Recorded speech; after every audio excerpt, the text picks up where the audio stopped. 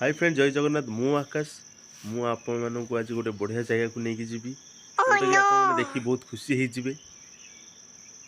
बेसी डेरी न करके चलतु जीवा।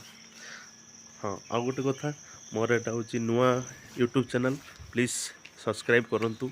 भल भल जगह आपण मानक देखी, बहुत सुंदर प्लेस। चलतु जीवा। तो प्रथम ये देखंतु देखंतु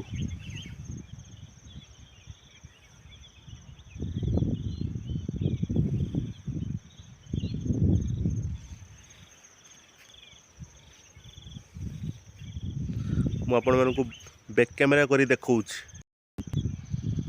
देखंतु मु से प्लेस रे आसी पहुंची जाइछि। एमती लगुच आपण मैंने कहतु।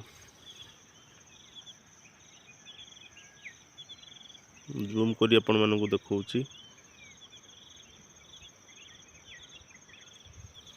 तले घर अच्छी देखंतु, तले घर अच्छी, नदी भी अच्छी। ये देखो एटा नदी नदी घर एटा से रास्ता जाइए सेपड़ को देखो। तो एमती आहरी भल भल प्लेस को आपण मानक नहीं जी। आज ब्लॉग ये समाप्त करुच्ची।